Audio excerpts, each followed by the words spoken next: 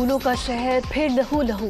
پشاور کے قصہ خوانی بازار کی جامع مسجد میں خودکش دھماکہ، 30 نمازی شہید، 50 زخمی، اکثر کی حالت نازک۔ پورے شہر میں سیکیورٹی ہائی الرٹ۔ دھماکے میں 5 سے 6 کلو گرام بارودی مواد استعمال کیا گیا۔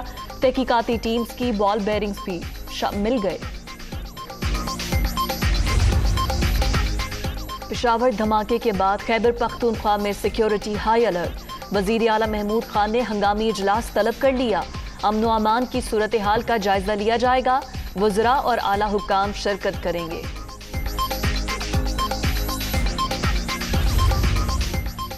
پشاور میں دہشت گردی انتہائی المناک، کوئی تھریٹ الرٹ نہیں تھا۔ واقعہ ملک کو کمزور کرنے کی سازش ہے۔ بیرونی قوتیں پاکستان کا امن خراب کرنا چاہتی ہیں۔ ناپاک عزائم کامیاب نہیں ہونے دیں گے۔ شیخ رشید کی دنیا نیوز سے گفتگو۔ وزیر داخلہ کی وزیر اعظم سے ملاقات۔ سیکیورٹی صورتحال پر بریفنگ۔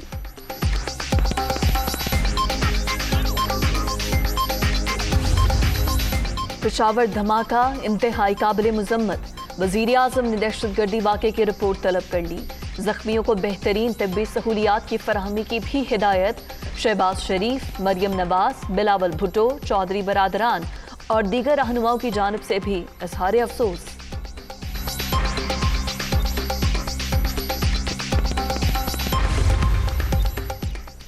پیپلز پارٹی کے لانگ مارچ کا چھٹا روز بلاول بھٹو کی قیادت میں شرکاء خانیوال کے قریب پہنچ گئے۔ جیالوں کا آج ساہیوال پہنچنے کا پلان۔ مختلف مقامات پر استقبال کی تیاریاں۔ تحریک انصاف سندھ میں پیپلز پارٹی کے خلاف برسر پیکار کھلاڑیوں کا حقوق مارچ جاری۔ صوبے میں سیاسی مخالفین کو انتقام کا نشانہ بنایا جا رہا ہے۔ تبدیلی قریب آ گئی، اگلی حکومت پی ٹی آئی کی ہی ہوگی، شاہ محمود قریشی کا خطاب۔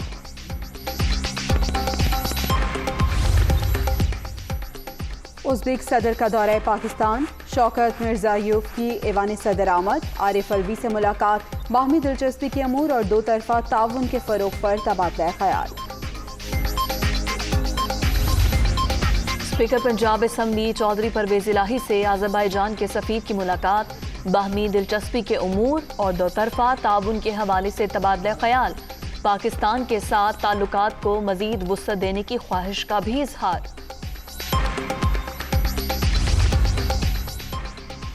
پیکا آرڈیننس کے خلاف پی بی اے کی درخواست کی اسلام آباد ہائی کورٹ میں سماعت۔ اٹارنی جنرل کو نوٹس جاری۔ عدالت کی دیگر پیٹیشنز کے ساتھ سنوائی کے لیے مقرر کرنے کی ہدایت۔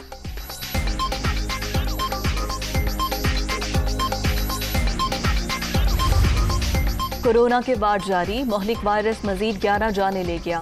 24 گھنٹے کے دوران 953 نئے مریض رجسٹرڈ۔ مثبت کیسز کی مجموعی شرح 2.59% ریکارڈ۔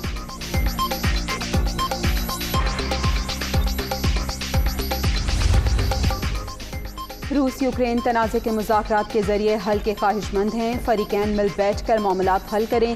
جنگ زدہ ملک سے پاکستانی طلباء کو نکالنے کے اقدامات جاری۔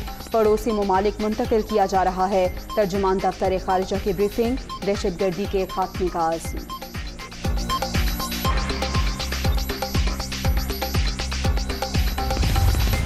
اور پاکستان کرکٹ کے لیے ایک اور تاریخی دن۔ راولپنڈی میں پاک آسٹریلیا ٹیسٹ کا پہلا روز۔ قومی ٹیم نے 1 وکٹ کے نقصان پر 230 رنز بنا لیے۔ امام الحق کی سینچری، اظہر علی کی 50۔